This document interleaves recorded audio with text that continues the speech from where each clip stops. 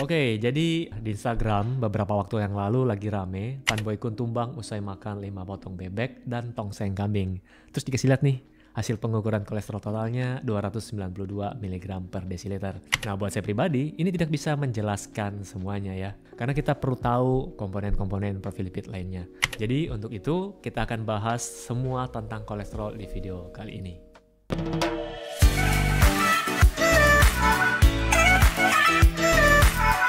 Apakah Anda sudah bosan minum obat diabetes dan sedang mencari solusi yang lain? Saya menyusun sebuah metode pembelajaran berupa e-book bergambar dengan style anime agar belajar bisa menjadi lebih seru dan mudah untuk dicerna. E-book ini berjudul Reverse Diabetes.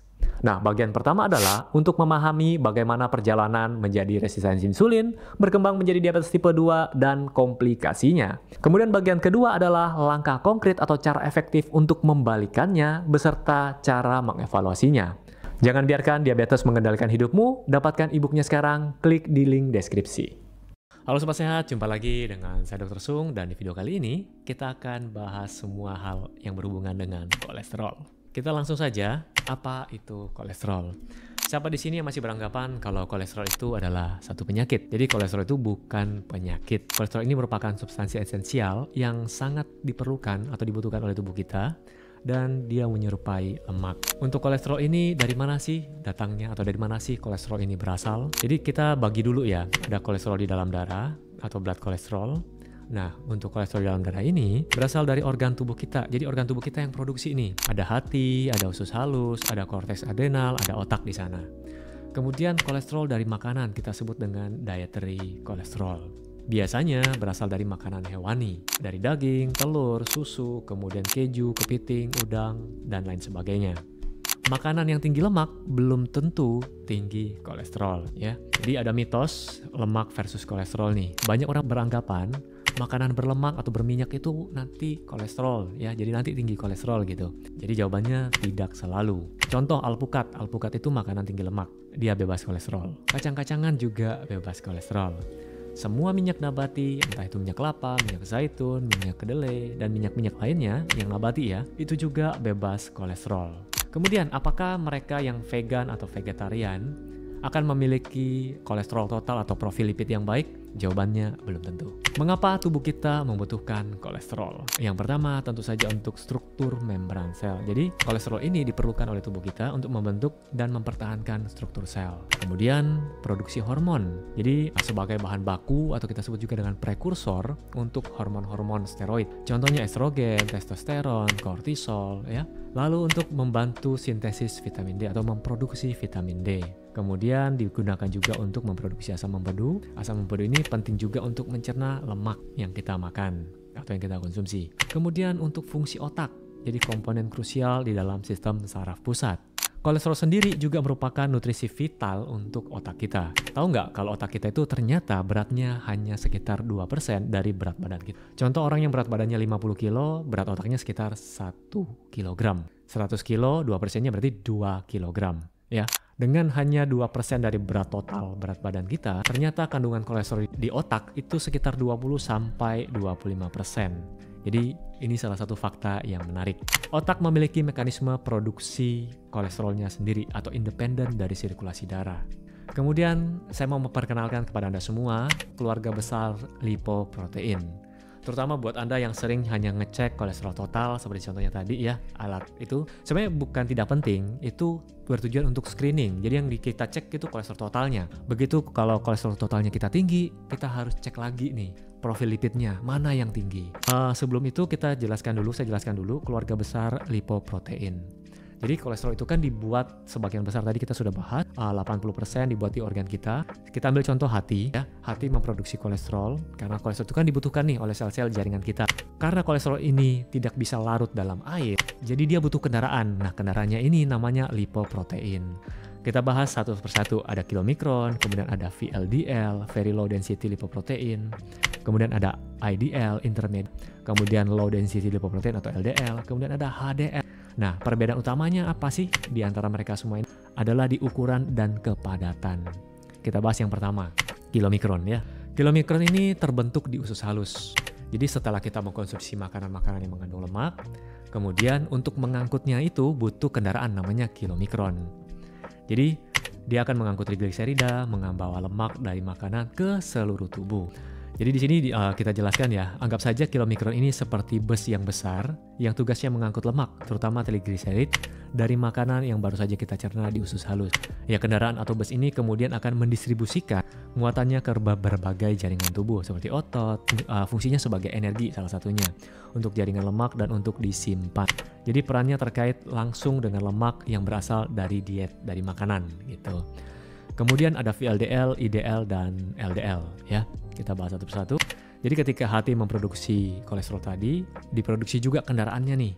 Kemudian VLDL ini akan melepas trigliserid, lalu kemudian dia akan menyusut. Kemudian dia jalan lagi, disebar lagi, lama-kelamaan dia akan menyusut lagi nih. Namanya menjadi LDL ya. Jadi penjelasannya seperti ini. Saat VLDL ini berjalan keliling tubuh dan menurunkan muatan lemaknya, ia akan menyusut. Anggap saja seperti balon yang bocor perlahan. Saat menyusut, ia akan berubah menjadi IDL, intermediate tadi ya. Kemudian menyusut lagi menjadi LDL, low, lebih kecil lagi. Jadi LDL pada dasarnya adalah bentuk akhir yang lebih kecil dan padat dari VLDL. Dengan tugas utama adalah mengantar kolesterol ke sel-sel tubuh yang membutuhkan. Kemudian kita bahas yang HDL, High Density Lipoprotein. Kalau VLDL dan LDL adalah bus pengantar, ya bus pengantar tadi, HDL adalah bus pembersih. Jadi HDL ini diproduksi di hati dan usus halus.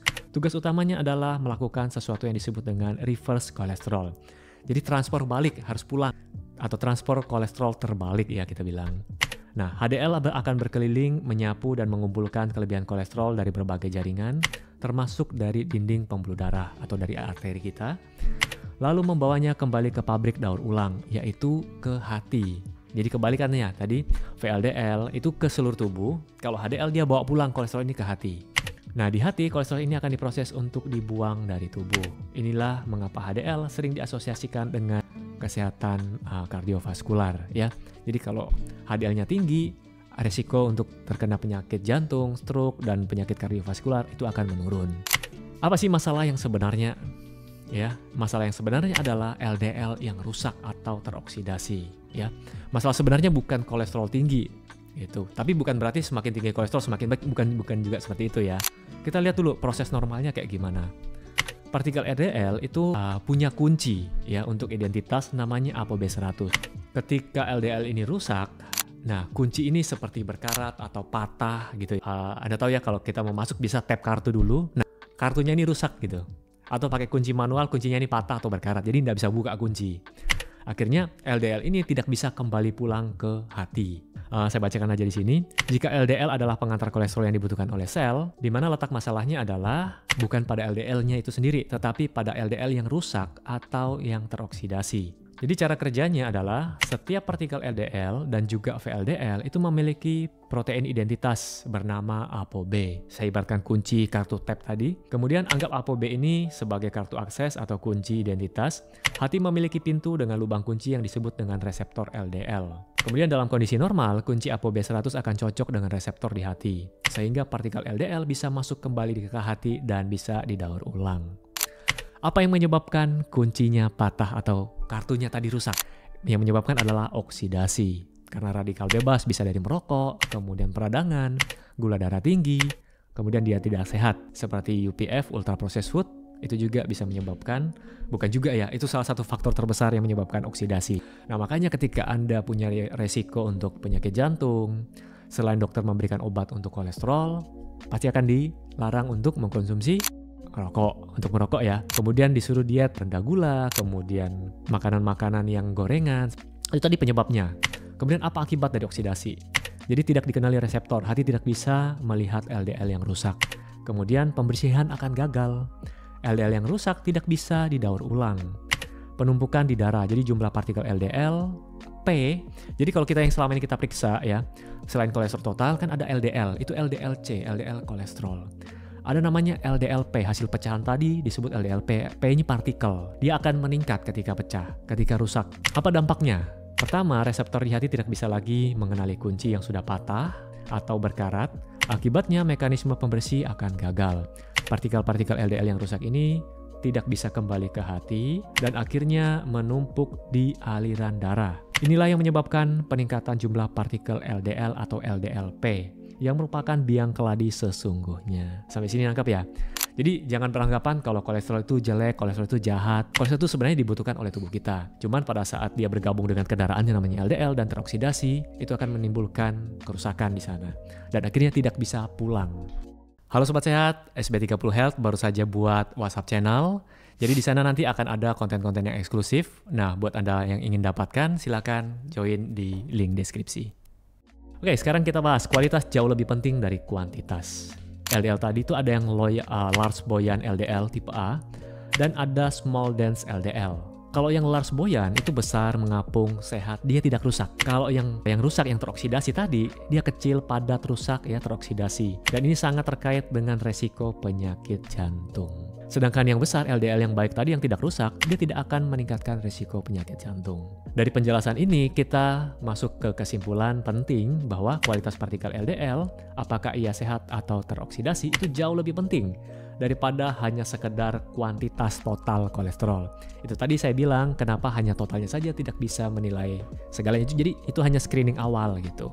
Sekarang, bagaimana sih cara praktis mengukur resiko Anda tanpa tes yang mahal? Kita semua tahu kalau kita harus periksa semua kayak kolesterol total, kemudian profilnya tadi, terus ada periksa ApoB, periksa LDL yang partikel. Itu kan biaya mahal dan tidak semua lab ada. Misalnya Anda yang tinggal di kota-kota, mungkin kota-kota kecil ya, tidak semuanya menyediakan kayak gitu. Nah, cara praktisnya adalah, yang pertama Anda bisa lihat trigliserid. Jadi semakin tinggi trigliserid, semakin besar kemungkinan LDL Anda yang jenis small dense LDL. Kemudian HDL yang rendah juga meningkatkan kemungkinan adanya small dense LDL. Jadi prediktor terbaik yang saya bisa kasih di sini ya adalah rasio trigliserida per HDL. Jadi kita lihat rasionya. Nah, cara membaca rasionya, kalau resiko rendah itu kurang dari 2, kemudian resiko sedang antara 2-4, resiko tinggi lebih dari 4. Untuk peringatan, kapan LDL tinggi bisa menjadi bahaya? Jadi kadar LDL yang sangat tinggi bisa menjadi gejala masalah lain. Kemungkinan penyebabnya seperti resistensi insulin, ini biasanya menjadi penyebab utama. Kemudian mereka yang kekurangan vitamin B12, kemudian peradangan atau inflamasi kronis, kemudian tiroid yang kurang aktif atau ada penyakit ginjal, dan lain sebagainya. Saran saya tetap konsultasikan ke dokter Anda. Oke, slide selanjutnya adalah alur masalah dari gula ke LDL berbahaya. Mungkin banyak pasien yang bingung, kenapa sih kolesterol tinggi kok malah disuruh diet rendah gula atau rendah karbohidrat sederhana gitu. Nah, di sini saya akan jelaskan, terutama mengenai peran gula. Saat kita mengkonsumsi karbohidrat berlebih, terutama gula, hati akan mengubah kelebihannya menjadi lemak dalam bentuk trigliserid. Proses ini disebut dengan de novo lipogenesis. Kemudian trigliserida ini kemudian dikemas dalam partikel VLDL, ya tadi yang balon besar tadi itu ya. Kemudian akan dilepas ke dalam aliran darah. Inilah mengapa kadar trigliserid puasa Anda secara langsung mencerminkan seberapa aktif hati Anda memproduksi VLDL. Ketika produksi VLDL ini tinggi atau sangat tinggi, proses transformasi menjadi LDL akan lebih cenderung menghasilkan jenis partikel yang small dense LDL atau LDL yang lebih kecil, padat dan berbahaya. Sekarang, kenapa small dense LDL atau SDLDL sangat berbahaya? Yang pertama, mudah menembus dinding arteri. Karena partikelnya kecil, dia gampang menyusup. Kemudian lebih rentan terhadap oksidasi. Setelah masuk, dia akan mudah rusak dan memicu peradangan. Kemudian dia akan tinggal lebih lama dan jadi sulit dibersihkan oleh hati, sehingga lebih lama beredar di dalam darah. Oke, sekarang kita masuk ke memahami hasil tes lipid Anda. Komponen profil lipid yang penting, ada LDL, ya biasanya kalau acuan kita lihat nilai normalnya, biasanya kurang dari 100 ya pada angka-angka lab. Kurang dari 100 mg per desiliter. Tolong perhatikan juga satuannya di belakang ya, miligram per desiliter atau satuan yang lainnya. Kemudian HDL untuk pria di atas 40 dan untuk wanita di atas 50 mg per desiliter. Untuk trigliserid kurang dari 150 mg per desiliter. Kemudian perhatikan rasionya ya. Jadi ini yang penting sih. Total kolesterol per HDL atau dibagi HDL optimalnya kurang dari 3,5.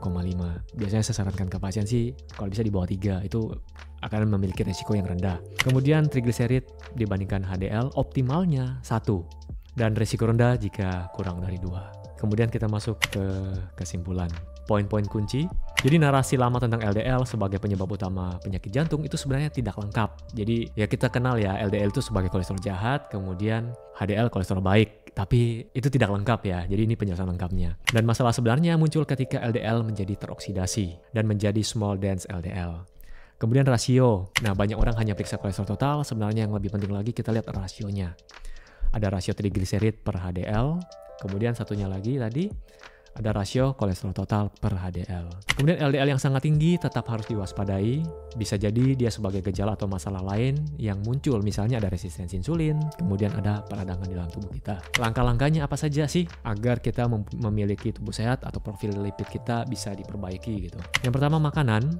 Hindari ultra processed food. Ultra processed food itu makanan tinggi natrium, tinggi gula, ya, kemudian tinggi omega 6. Kemudian aktivitas fisik. Orang yang kurang aktivitas fisik juga akan sulit untuk mengontrol atau menurunkan profil lipidnya. Kemudian pemantauan secara rutin, ya, medical check up. Kalau Anda yang tidak punya masalah atau tidak ada gejala, tidak punya riwayat penyakit tertentu, mungkin boleh 1 tahun 1 kali. Tapi kalau sudah punya diabetes, sudah punya masalah-masalah penyakit jantung, resiko tinggi ya, kena stroke juga, bisa sekitar 3-4 kali dalam setahun. Jadi konsultasikan ke dokter Anda. Kemudian pendekatan holistik. Jadi pertimbangkan terapi komplementer juga. Salah satunya yang saya anjurkan adalah akupuntur. Jadi akupuntur selain memperbaiki sirkulasi darah, kemudian akupuntur juga bisa menurunkan stres, ya.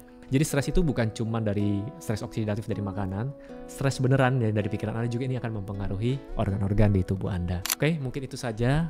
Saya rasa penjelasannya sudah cukup panjang lebar ya. Semoga Anda bisa pahami dengan slide saya ini. Dan buat Anda yang suka, silakan klik like di bawah, silakan komen. Sampai jumpa di video selanjutnya. Salam hebat, luar biasa. Jadi ada mitos lemak versus kolesterol nih. Banyak orang beranggapan makanan berlemak atau berminyak itu nanti kolesterol ya. Jadi nanti tinggi kolesterol gitu. Jadi jawabannya tidak selalu. Contoh alpukat. Alpukat itu makanan tinggi lemak. Dia bebas kolesterol. Kacang-kacangan juga bebas kolesterol. Semua minyak nabati, entah itu minyak kelapa, minyak zaitun, minyak kedelai, dan minyak-minyak lainnya yang nabati ya, itu juga bebas kolesterol.